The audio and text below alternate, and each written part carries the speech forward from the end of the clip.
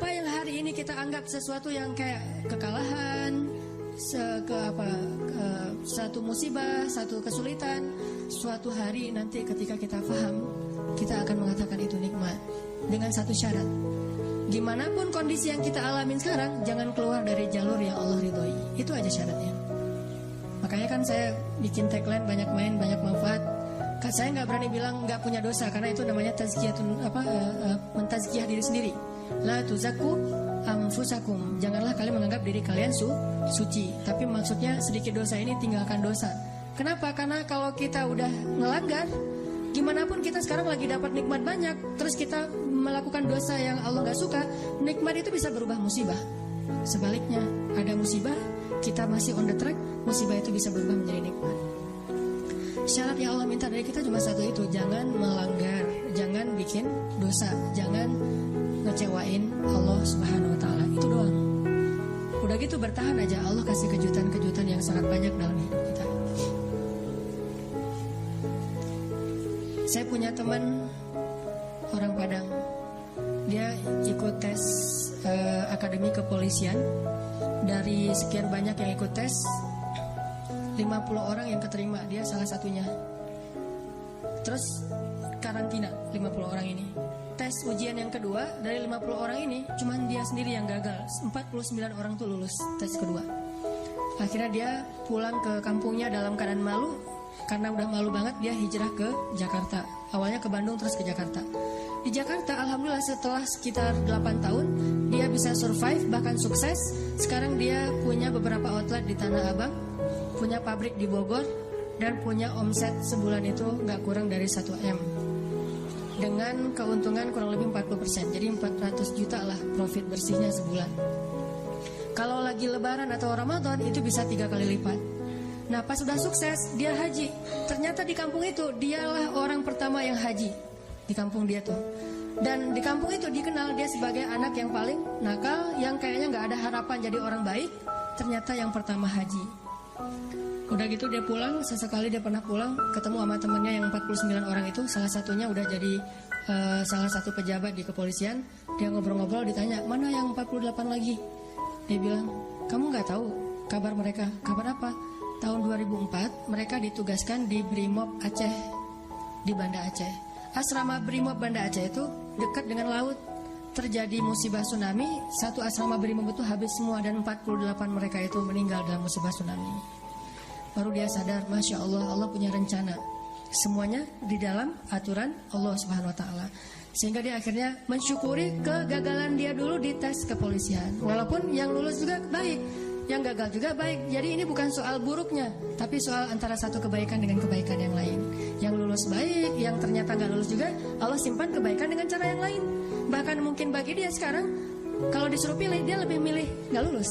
Kalau dia sekarang udah paham. Dulu dia memilih lulus, dia stres, dia kayak putus asa gitu. Pas ketahuan cuma dia sendiri yang gak lulus. Tapi setelah dia paham maksud Allah, pasti kalau sekarang disuruh pilih, mending dulu kamu lulus apa enggak? Enggak deh, mending kayak gini aja, pasti kayak gitu. Jadi kita butuh waktu untuk mengerti teman-teman tentang maunya Allah itu apa. Sama kayak sekarang, kita butuh waktu untuk mengerti kenapa di usia segini masih sendiri. Butuh waktu untuk mengerti.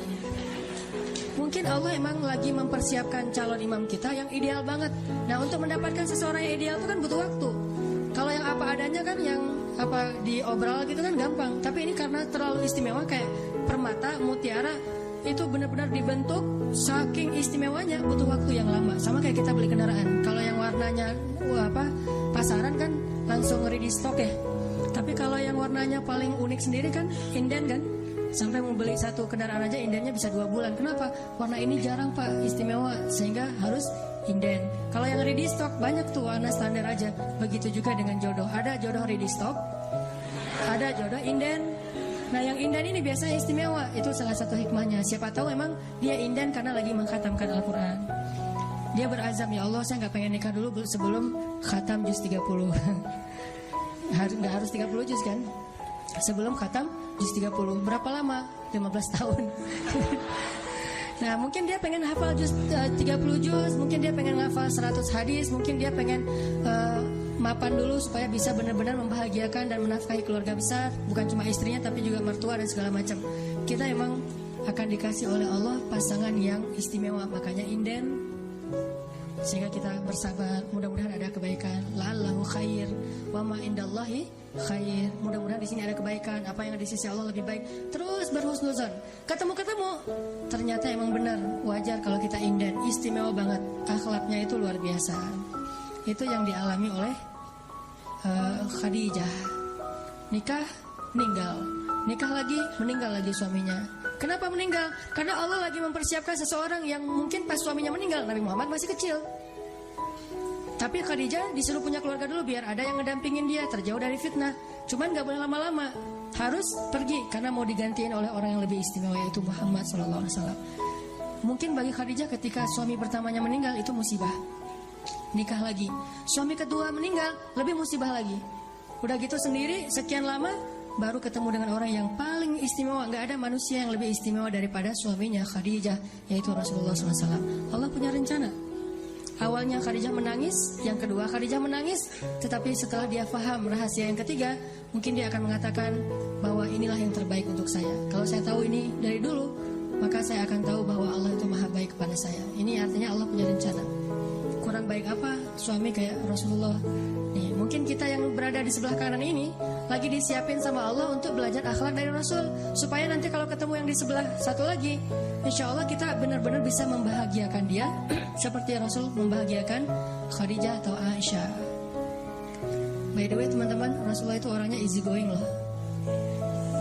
Ini akhlak suami ya. Ini jadi kayak pengajian pernikahan nih. Suami yang soleh itu suami yang bisa membuat istri yang lagi bete ketawa. Itu suami soleh. Kan kenyataannya sekarang suami-suami bisa bikin istri yang lagi ketawa bete kan. Lagi happy-happynya, lagi jalan bareng, tiba-tiba ilfil gara-gara dia ngerusak suasana. Ucapannya gak terjaga, sikapnya gak terjaga gitu. Kalau Rasulullah itu terbalik. Istri yang lagi bete, yang lagi ilfil, lagi gak nyaman, bisa dibikin happy, ketawa. Saking easy going-nya Rasulullah. Jadi no hard feeling terhadap istrinya. Kalau kita mama lupa ya dengan hadis-hadis Rasul, keluar semua dalil. Padahal Rasul pemilik dalil, tapi nggak ngeluarin dalil itu. Kita yang bukan pemilik dalil ngeluarin. Coba, kan agak-agak unik nih. Kalau kita kan dalilnya riwayat Bukhari, Muslim, atau siapa ya, pokoknya ada riwayat, saya lupa riwayat siapa gitu kan. Kalau Rasulullah kan nggak mungkin pakai pada tuh hadis riwayat Bukhari, kan nggak kan ya. Orang Rasul sendiri yang punya hadis. Jadi aku yang berbicara dan aku yang meriwayatkan lebih kuat daripada hadis Bukhari. Kita pakai hadis Bukhari aja udah bangga. Rasulullah nggak pakai hadis Bukhari loh, hadis sendiri. Nggak pakai Bukhari. Tapi ketika istrinya lagi bete, lagi sedih, lagi cemburu gitu, pernah nggak Nabi ngeluarin dalil? Enggak, Nabi nggak ngeluarin dalil, tapi nunjukin akhlak. Dalil itu disampaikan oleh Nabi ketika suasananya normal, lagi nyaman. Nabi mengajarkan istri yang soleh itu kayak gini. Tapi kalau lagi pada ada masalah, Nabi nggak pakai dalil, akhlak yang ditunjukin. Itulah sunnah Nabi SAW. Kita pas lagi ada masalah dikit sama teman, langsung browsing istri yang soleha, search, keluar hadis-hadisnya, langsung di forward, langsung di send ke pasangan kita. Mah tuh lihat tuh hadisnya sahih loh mah. Memangnya hadis istri doang, istrinya juga browsing. Suami yang penyabar, search, keluar hadisnya. Jadi lempar-lemparan dalil dan gak ada yang dapat hidayah.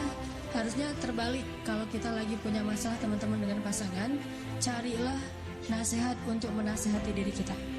Jangan cari nasihat untuk menasihati orang lain. Karena kenyataannya saya sering diundang acara kayak taklim keluarga gitu. Terus kalau yang undangnya suami, dia suka request gini, Ustaz, nanti boleh nggak materinya tentang istri yang solehah? Kan berarti dia nggak ngundang saya untuk mendengar nasihat kan? Tapi dia ngundang saya untuk memperdengarkan nasihat, bukan untuk mendengar nasihat. Istrinya juga gitu, Ustaz, ini materi bagus banget, tapi sayang suami saya nggak datang. Nah kan, artinya dia pengen mendapatkan nasihat buat orang lain. Padahal harusnya, alhamdulillah saya dengar ini, gak apa-apa suami saya gak dengar, yang penting saya memperbaiki diri saya dulu. Insya Allah nanti Allah akan memperbaiki pasangan. Nah Rasulullah tuh gak pernah gitu. Ada Aisyah cemburu keluar dalil, Aisyah cemburu keluar dalil, enggak. Rasulullah justru mencontohkan teladan easy going. Sering dengar kan cerita Aisyah ngambek, udah kalau kayak gini terus saya laporin nih ke ayah saya. Dia mau ngelaporin Rasul ke ayahnya Abu Bakar. Dia lupa ayahnya tuh murid Rasul. Jadi kayak mau melaporkan gurunya ya gurunya melaporkan kiainya kepada ayahnya, bahwa ayahnya adalah murid kiai tersebut. Saya laporin ini ke ayah saya, kata Rasulullah, aku antar ya, coba. Mau dilaporin diantar, boleh, ya udah diantarin. Cet, nyalain kendaraan garasi. Dan by the way teman-teman, garasi Rasulullah itu asetnya kurang lebih 10 miliar ya. Nabi itu punya kendaraan untuk touring, punya kendaraan off-road, punya kendaraan yang untuk di dalam kota, city car gitu. Kalau touring, Nabi pakai kendaraan namanya onta. Dan tahu harga onta Nabi berapa? Paling murah 5 miliar. Jadi satu onta Qaswa Nabi itu bisa beli 3 Alphard. Namanya sih onta, tapi lebih mahal daripada Alphard. Terus kendaraan off-roadnya Nabi, kuda perang Nabi. Kudanya Pak Prabowo aja harganya 3 miliar ya. Apalagi kuda perang Nabi, lebih dari 3 miliar. Nah, city car Nabi namanya keledai. Itu untuk jalan dekat-dekat aja ke warung misalnya itu sih. Oke, coba. Dan tiga-tiganya terparkir tuh di garasi Nabi. Jadi Nabi itu bukan orang miskin, tapi orang yang sederhana. Tidak menggunakan fasilitas hidup kecuali karena emang butuh yang bagus sekaligus ya sekalian, ya udah pakai yang bagus sekalian. Jangan tangguh. Jalan naik keledai berdua sama Aisyah. Ibarat bahasa kita mah naik motor berdua sama istri. Cari yang banyak polisi tidurnya. Kalau udah nikah nggak masalah ya. Oh di sana banyak polisi tidur, bagus nih, jalan sama istrinya. Tapi sampai di rumah Abu Bakar kaget dan ngerasa nggak enak gitu. Kok Nabi yang datang, harusnya Abu Bakar yang dipanggil datang sendiri. Ya Rasulullah, kalau butuh apa-apa panggil aja, biar saya yang datang, jangan Rasul ke rumah saya. Abu Bakar nggak ngomongin Aisyah sama sekali. Nabi yang diladeni sama Abu Bakar. Duduk Abu Bakar, Rasulullah, Abu Bakar, Aisyah. Ada apa ya Rasulullah? Terus Rasulullah melihat ke arah Aisyah, bilang, Aisyah boleh nggak saya ngomong duluan? Coba, seorang Rasul, kekasih Allah, pemimpin semua manusia, malah minta izin ke istrinya pengen ngomong. Aisyah boleh nggak saya ngomong duluan? Kata Aisyah, boleh, tapi jangan ngomong kecuali yang benar ya. Coba, ngomong kayak gitu Aisyah. Jangan bicara kecuali yang benar. Emang kapan Nabi berdusta? Wa ma yantiqu anil hawa in huwa illa wahyun yuha. Nabi itu nggak pernah bohong. Semuanya wahyu dari Allah Subhanahu wa taala. Mendengar komen dari Aisyah kayak gini, Abu Bakar marah, unlike langsung. Wah ini Aisyah nih postingannya nggak benar nih, Aisyah hapus, jangan posting kayak gitu, atau ganti aja captionnya, jangan gitu-gitu amat gitu. Di unlike sama Abu Bakar, hampir unfollow, kan bahaya kalau di unfollow kayaknya.